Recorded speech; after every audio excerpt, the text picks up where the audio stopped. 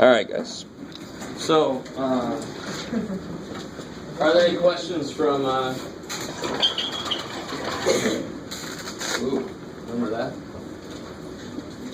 Yeah, no idea. Those are the good days. All right. I feel like we probably at least want to start off with an example from that trig subsection. So let's do that. And then we'll get into partial fractions, and I'm kind of hoping to let us out early. We'll see what happens if you cooperate.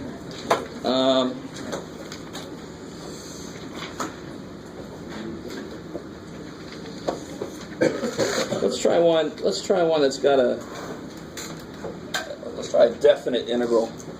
So I'm looking, for example, at number 14.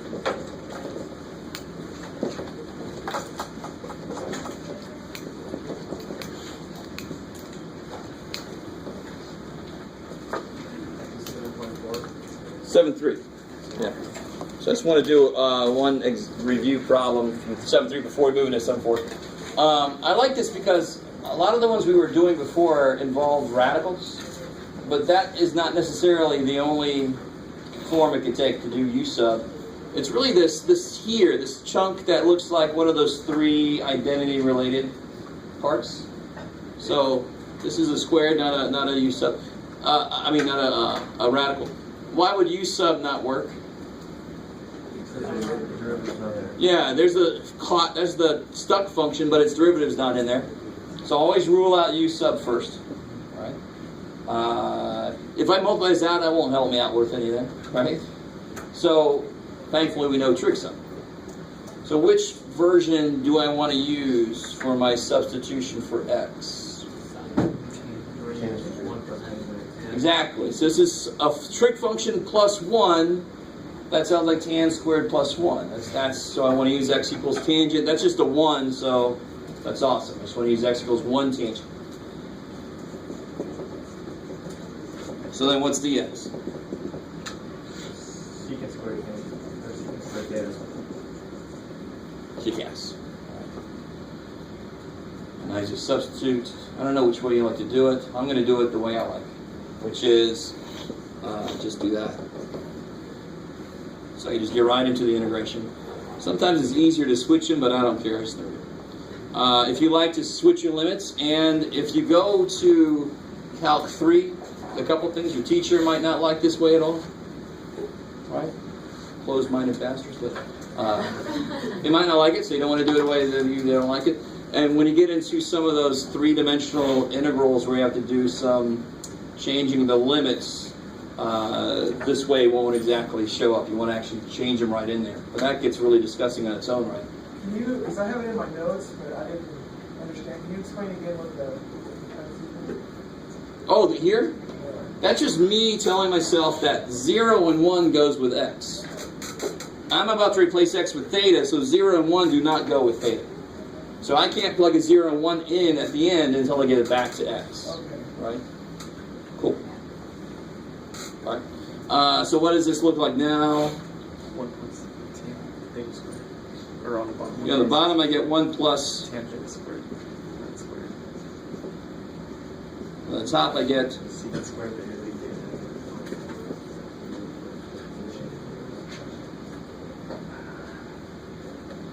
All right, and then what's really nice, of course, this is secant squared, so it's secant to the fourth.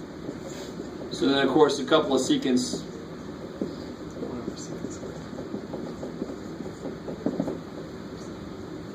Everybody with me so far?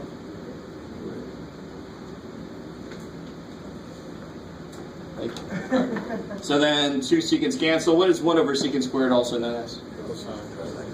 Cosine squared. And notice, of course, that I don't care that we're not in that section. Any process we learn can show up again in any later section involved. So, of course, what am I talking about? We're like, this is a problem like from section 7.2 now, right? Oh, yeah. What do we have to use here? Break it down into that half angle. All right. So you want to? It's a power reducing kind of thing, right? I don't know if you remember that. So I can write cosine squared is 1. Cosine is the asshole. It likes itself, so it's going to make its thing positive, right? Cosine theta over 2.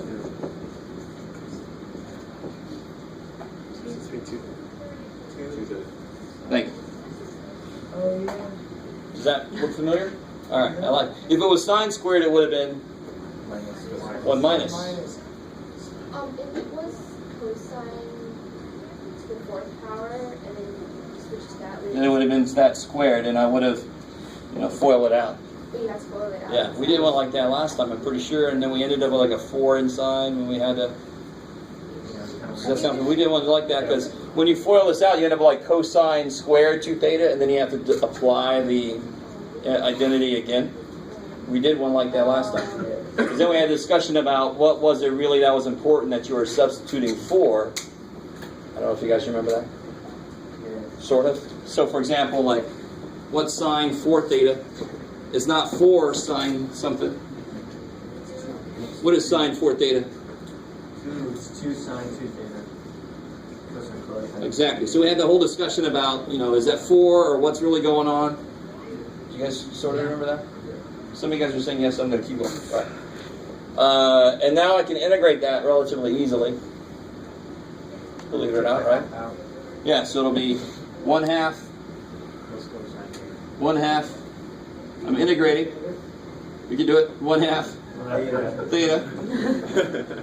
So, and just a general word, a lot of times we learn these processes and we do all this work and we set up the integral and then we don't integrate because part of our brain says, man, we've done a lot of work already. There can't possibly be more shit. But yeah, be careful, man. I hate when you get all this work correct and then you just don't integrate. You just kind of put back in what U is and you start plugging stuff in like, damn, you're that close. So yeah, I got to integrate 1/2 theta is 1/2 theta plus integral cosine. Good, so sine, I'm not differentiating, I'm integrating, over 4, right? Over 2 to kill the 2 that wants to come out, there's already a 2 down there, so now I got an over 4. It's not a plus C situation, right, because I have...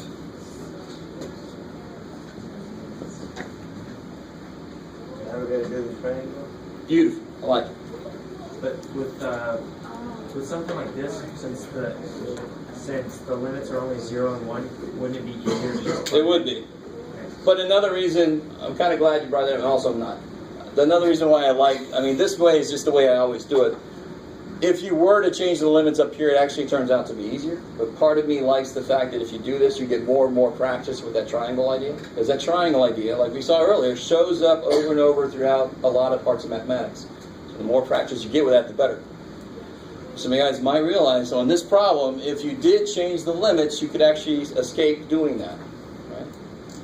That's beautiful. A little tear for making it an easier problem, but also you're losing out on practicing that thing that you need to know how to do. So if we do the triangle, how do I set that up?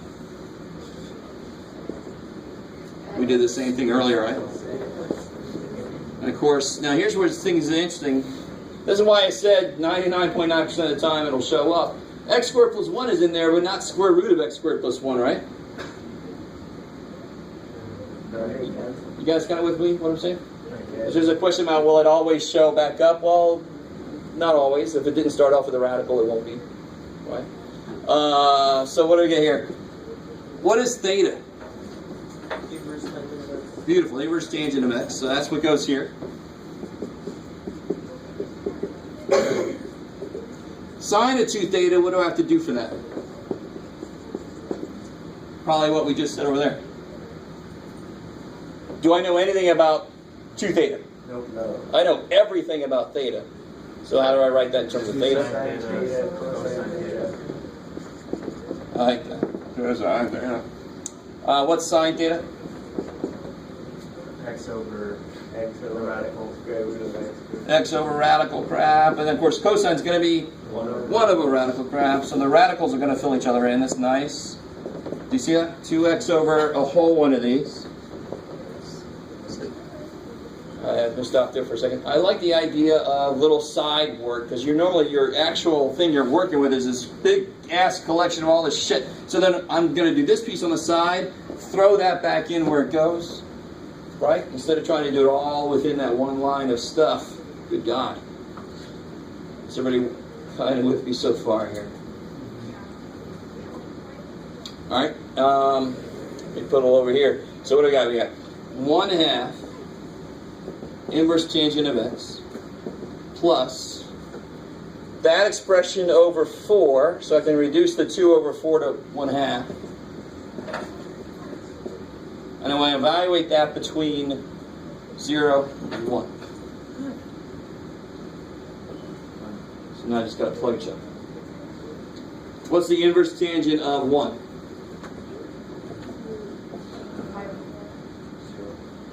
Root 2 over 2.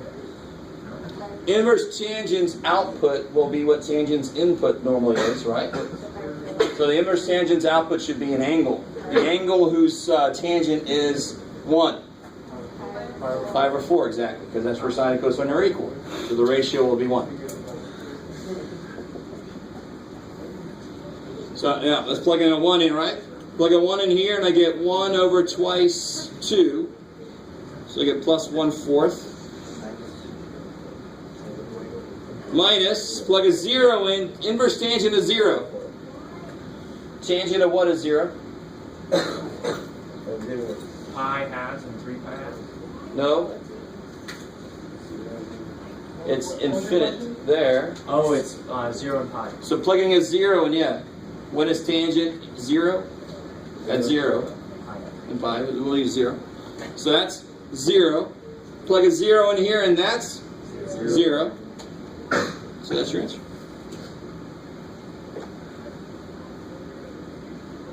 As long as I didn't make any mistakes. I didn't hear anybody say anything. I want to remind you that I am human. If you prick me, I will bleed. So if you see something you think I've done wrong, point it out immediately, because it's very possible that it's a mistake I made. Yeah. I got a little lost on the inverse tangent part. Like, where do you get the inverse tangent from? Oh, this says 1/2 theta. I know that x is tangent theta, so theta must be inverse tangent of x. Alright. That's all. So really, everything I do here at the end is fed off of how I define things at the beginning, because that's my correlation between x and theta. So if you wanted to, in your calculator, you could plug 1 over this thing squared into y1, graph it, integrate it from 0 to 1, and then double check it against what this is to see if it's right. It's a really nice way to check yourself. Check yourself. All right. So anything else from that?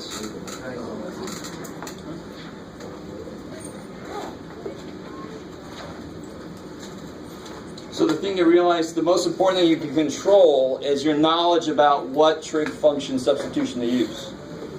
And that you can control. What you can't control is, after everything shakes out, what method you have to use once you get here.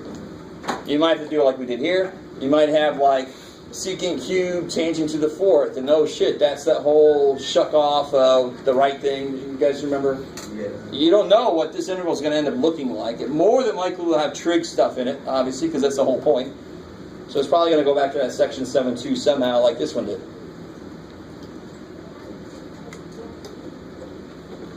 Okay, all right. Can't read you guys for shit. Okay, so what I want to do is focus on 7.4.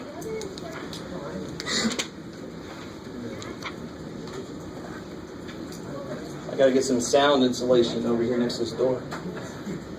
All right.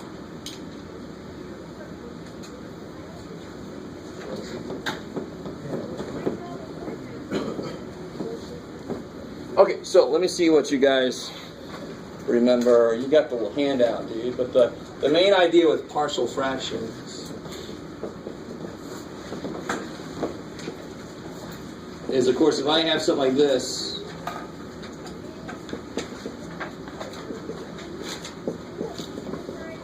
if I actually add those together, what will I get? Of course, I always love it when somebody says, you get 3 over 2x minus 3. Right? Whatever. Just say that. I just got to keep that. Yeah, get LCD. So this is one place where you can use cross multiplication if you're careful. You can't really cross multiply, but basically that needs that, that needs that. So you get x minus 4 plus 2 of these all over both of those, right? Because you need an LCD here, right? Is everybody kind of with me? You give that to this guy, you give that to this guy, so then they both have the same thing on the bottom. But you should all be able to do this. What partial fractions does is does what we just did in reverse. So this would be, what you got, Jim? 3x minus 2.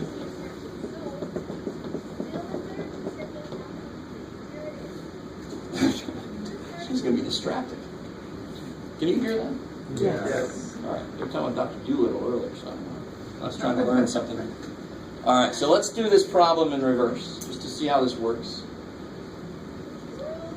So this is the nicest thing you can have, because you can see where it would have come from. It would have come from something over this and something over that. So let's forget this. We don't know this. We don't know where it came from.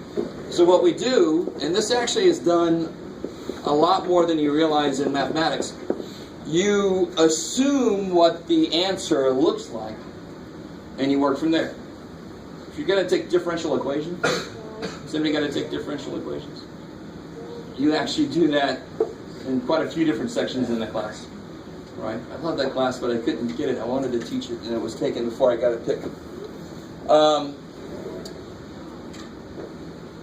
So what we do is, it's got to look like something over x minus 1. It's got to look like something over x plus 4. And the idea is, on top, it's how do I say this? If I had this, isn't that, can I break this down? I can actually long divide this, right? Go with me for a second. And to be honest, let me show you the shortcut. So I think you should be able to long divide that or synthetically divide it or whatever. But here's the nice thing. If I write x plus 1 minus 1,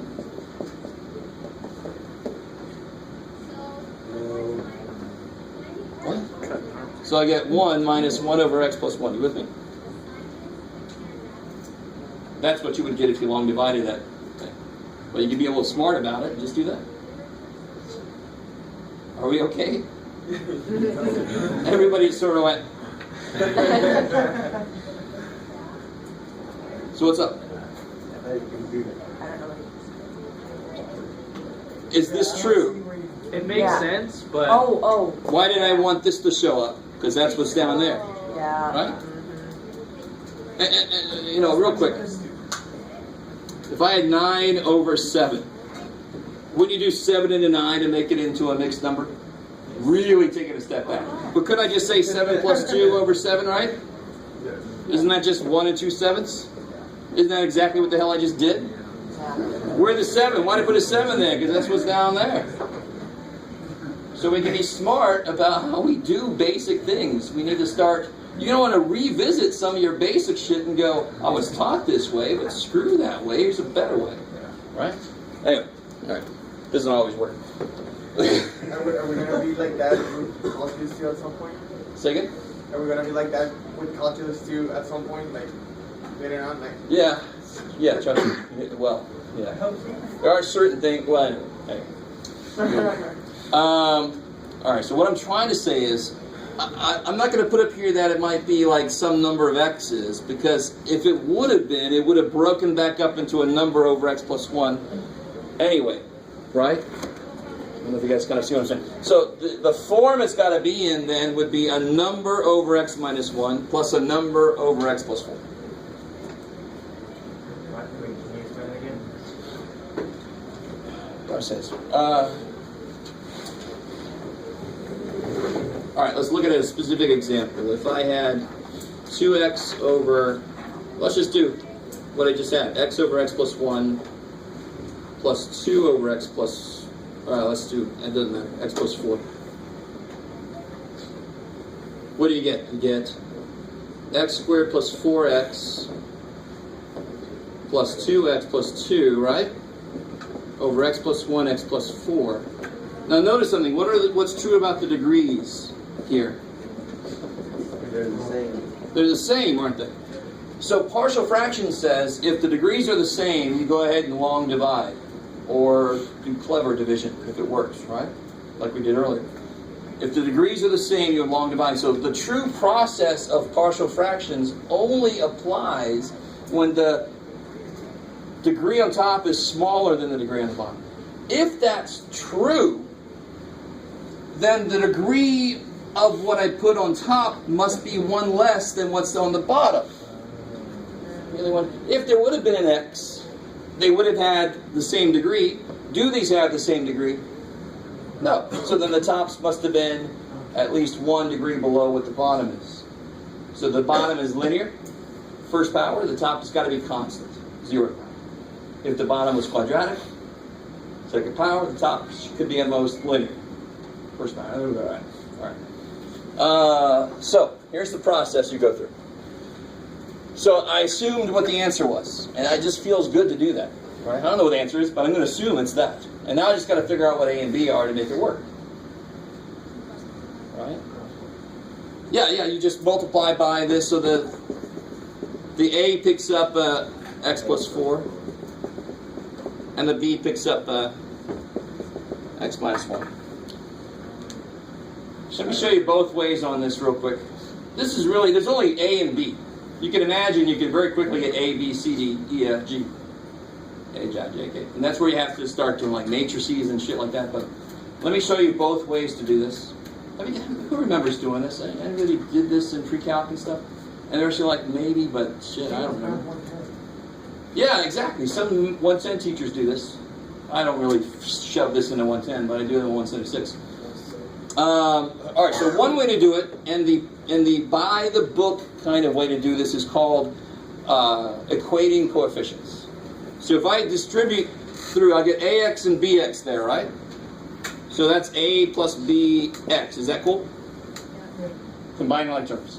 And I get 4A and minus B. So I get 4A minus B. So my first degree term and my constant term. So what must be true about A plus B if this equation is to be true? It's got to be 3. That's the equating coefficients. That's why it's called that, because you equate the coefficients. And math people are very creative. We go, what do we call that? Equating coefficients. So they get A plus B is 3, and 4A minus B must be negative 2. Good. And then you can do, now you get a system of equations. Yes, sir? I didn't get that part. A plus B, X. Well, are you cool? This is AX plus BX. Okay. So that's A plus BX. This is 4A minus B. 4A minus B. Just distribute and then collect. Good. I know you can do it. And then here, what do I get?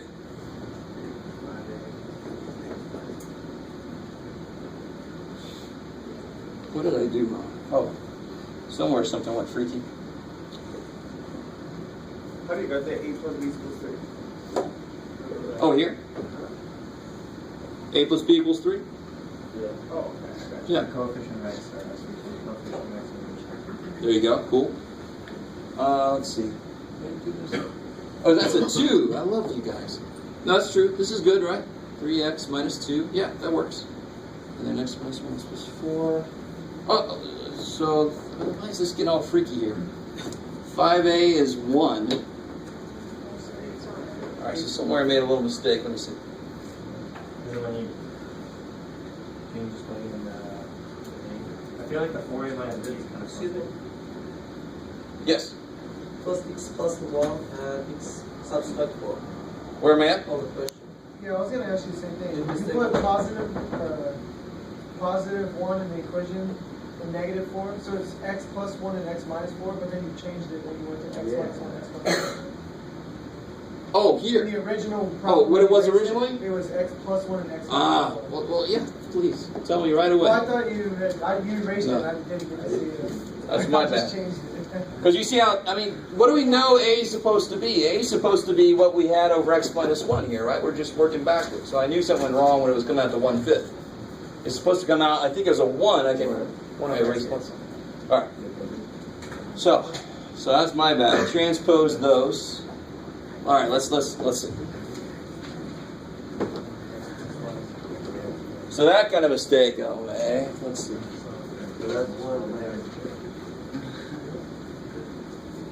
All right. So then, same kind of idea. This A picks up the x minus 4, and this B picks up the x plus 1.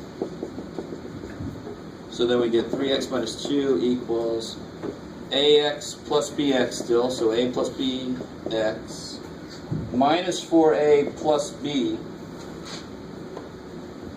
Okay.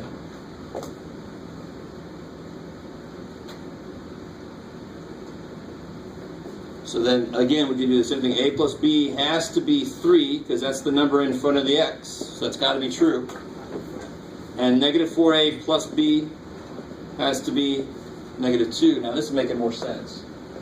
Because, of course, what do I do to make these b's cancel? Now I have to change the signs, right? And I am going to get what I'm supposed to get. 5a equals 5, so a is 1. That's what was up there, right? How we all doing? And now that I know a is 1, b must be 2. So then this would be 1 over x plus 1 plus 2 over x minus 1. And that's what it was, right? To start with. Okay. An alternate method to do this. So this is one method here. And that actually, when there's only a couple of variables, I would probably do it this way too. But when there's more than a couple of variables, I don't want to get like a system of 3 variables. Screw that. That gets kind of gross, right? So watch what else I can do. Instead of doing this, I keep this guy. So that's done. This is method number 2, and you can do it either way you want to. I don't care. Exactly. If I could kill the part that has a in it, I can solve for what b is. And what would kill a? And of course, x is always what x is. X is whatever it wants to be. So I'm going to make it want to be 4. So if x is 4, what do I get here? 10. That's gone. 4 plus 1 is 5. So I get b is 2. Right? Right? Yeah. Yes, sir. I don't get the part when the minus 2 changing to a plus 2. Oh, okay. Do you get the charges over there? So again, it's because how do I solve a system of equations? I want one of the letters to cancel. So then I just make the b negative. Yeah, okay. And if x were negative 1, then I would get negative 5 equals negative 1 minus 4, negative 5a. So a is 1. So you get the same answers, of course, right?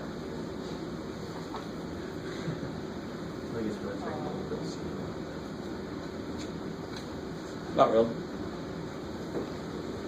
Alright, so before we do another example of partial fractions, I just want to show you real quick if this was an integration question. So if the question was integrate 3x minus 2 over x plus 1, x minus 4. And before we go to this section, you would have no freaking clue what to do here. Nothing is nice in this problem. Right? I can't do U sub. By parts would be remarkably disgusting. Beyond the fact that it wouldn't work. But if I do it this way, I know what this is. I did all this work, but now I know that this is 1 over x plus 1 plus 2 over x minus 4. And of course, that's easy. That would be, ln of x plus 1 plus 2 ln of x minus 4. You guess. And of course, if you wanted to, you can bring the 2 up there, make that squared product using the natural log, the logarithmic properties, right? Those log properties come in handy sometimes. You guys doing all right? You're all like, we were fried after the quiz, man. All right. Let's talk about a couple more partial fraction things, and then we'll head out. So what if you have one that looks like this here? Let me give you one out of the book so I know it at least works a little bit.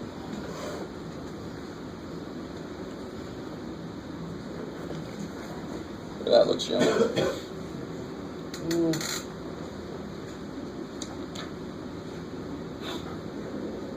There we go. Beautiful.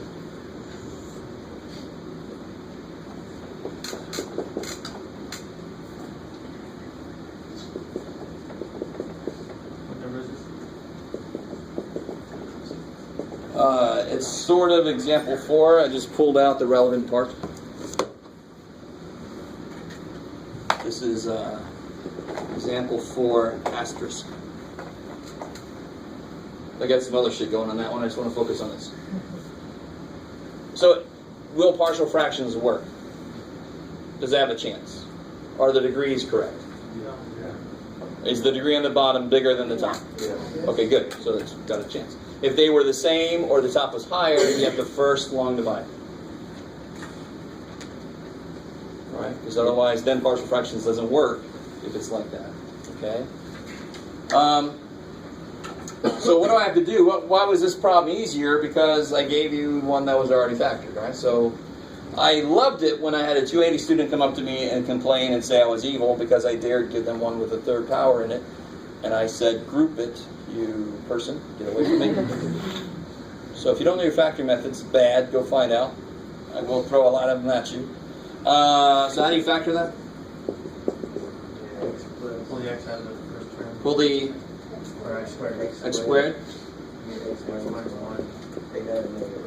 So you get x squared minus 1, which is factorable as times x minus 1, right? So you got a couple of those. Let me let that sink in like this.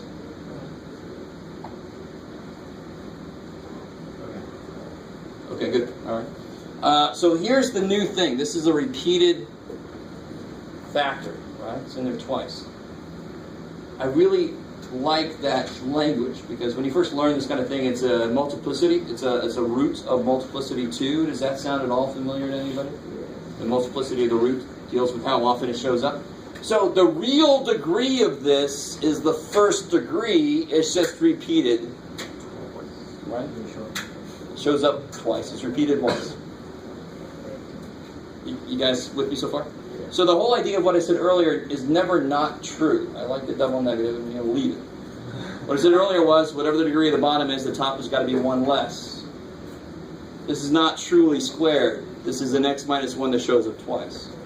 But to cover my ass, because where could this have come from? If you just say it could have come from a over x plus 1 plus b over x minus 1 squared, you're wrong.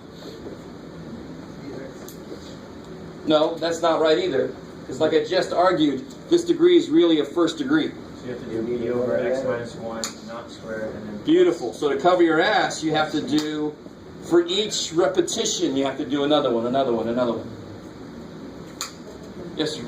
So if it was like a 3, you'd have to put 3 and then 2. Then... Beautiful. I love it. Okay. Or whatever order you want to do it in. You just got to cover all of them. How are we doing so far? Because again, real quick, if I had 2 over x plus 1 plus 3 over x plus 1 squared, I have to give this guy an x plus 1, right?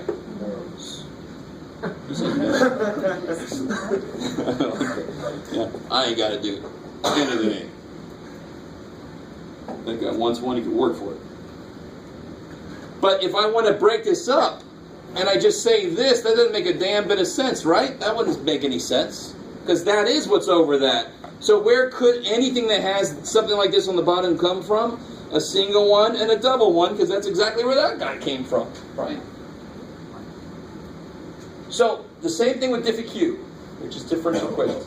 If you have to take diff q, the biggest mistake people make is they don't put enough for their form of the answer. And if you don't have something there that has to be there, the math is going to freak the hell out. You get 7 equals 0 or whatever. Cats are lying with dogs. Craziness. Right? I was trying to do that Ghostbusters scene, but oh well. So your form, it might end up that you have something there that you don't need, but the math is just going to say, oh yeah, b is 0. But at the beginning, I don't know if I need it or not. I got to put it in there. So to cover my ass, I definitely need a over x plus 1. I need b over x minus 1, and I need c over x minus 1 squared. Cool. So that's how you do any repeated factor. All right, and then, of course, I mean, the same. Let's see if we can do this. Well, I want to do one more after this. I want to see if I can't stick to my promise to let us out early. What would this guy pick up?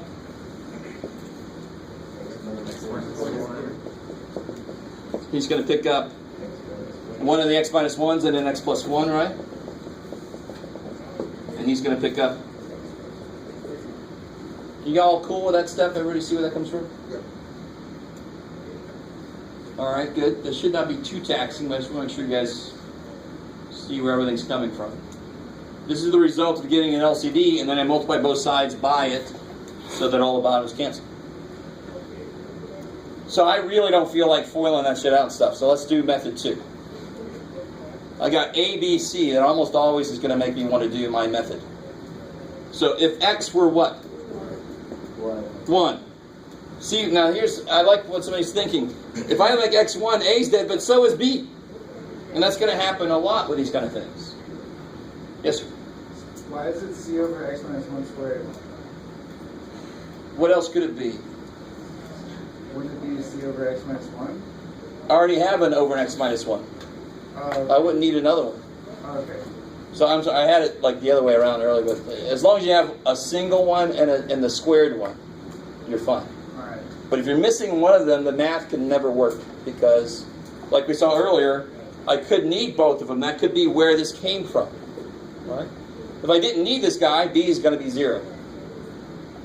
Okay. A, B. And again, if x were 1, what happens here? That's 4. 0. 0. 2c. So c is 2. Keep gas. If x was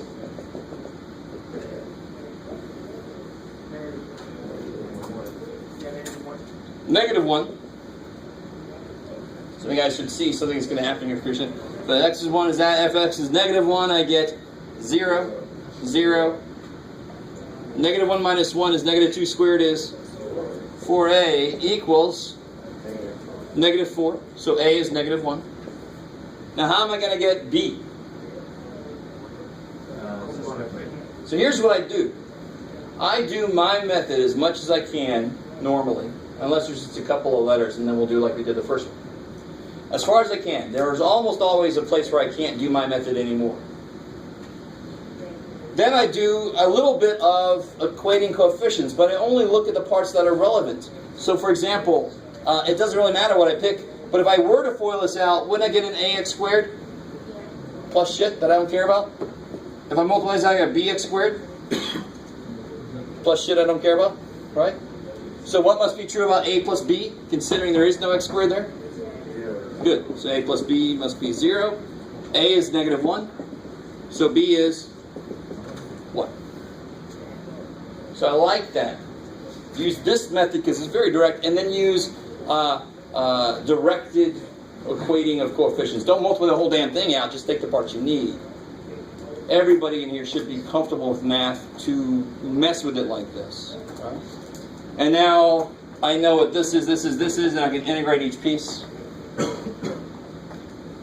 So, one more. Right, I mean, after that, the integral should be relatively easy. So, one more example, real quick. A truly different degree on the bottom, something like, let's just look at the form of it. If you had to do this,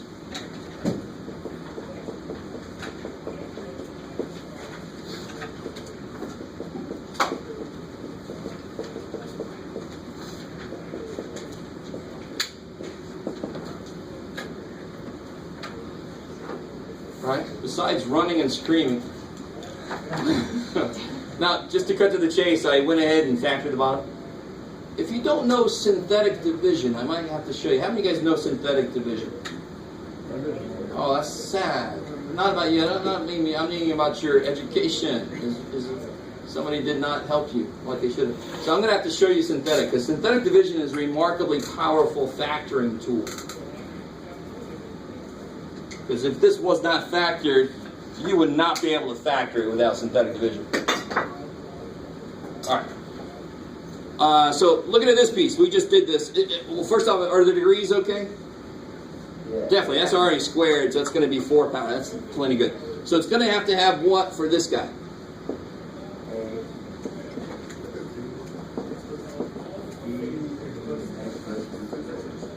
Now, can you factor this? No. So it's what's called an irreducible quadratic. Good. So the top has got to be the most general example of one less degree than what the bottom is. So the top has got to be a first degree expression. And the most general first degree expression I can use, Cx plus d. Like mx plus b. So if this would have been a cube, this would have been Cx squared plus dx plus e. I like it. So you see how you can very quickly get way far in the alphabet. And then you would do exactly the same thing we just did, right? This guy would pick up another x plus 2 and this whole damn thing. This guy would pick up that thing. This guy would pick up these two things. You see what I'm saying? The math gets a little bit harder. But I can let x equal -2, for example, and kill some stuff first. Can you explain again why this Cx plus d? So, and it's because I have to put the most general thing that could have been up on top of this. Oh, I got you. Oh, okay. Oh, Now I got it. I know. I'm happy. Oh, shit. Sorry. Well, if you're okay with this, you almost have to be okay with that because it's the same idea. If I have this on the bottom of my answer, let's say it's like this. And actually, let's see if we can handle this.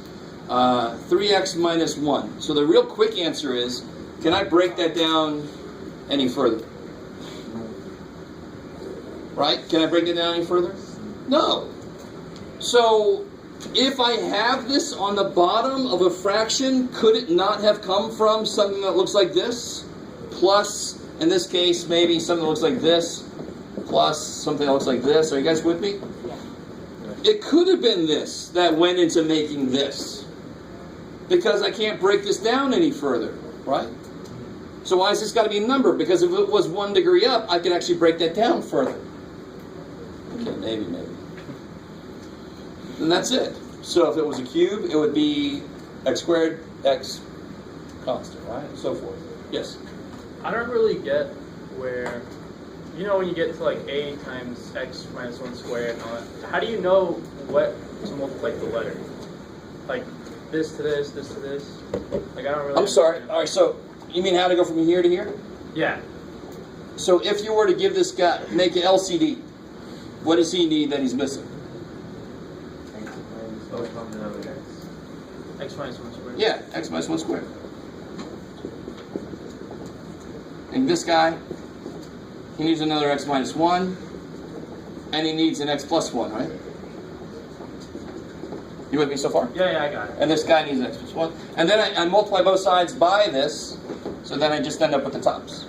I see. But the shortcut is just give everybody what they would need, and you're there, right? So I'm going to skip all the little algebraic shit that you should have gone through already getting here, and we're just going to get straight to what we need, all right? We should be able to do that. Sounds good. Thank you. That's plenty. So again, you should review this thing I gave you. The bottom of that trick sub, it's all about partial fractions. It's got some situations we didn't get to, so you should look at that. Cool. I didn't want to get lost in it, so I just skipped it.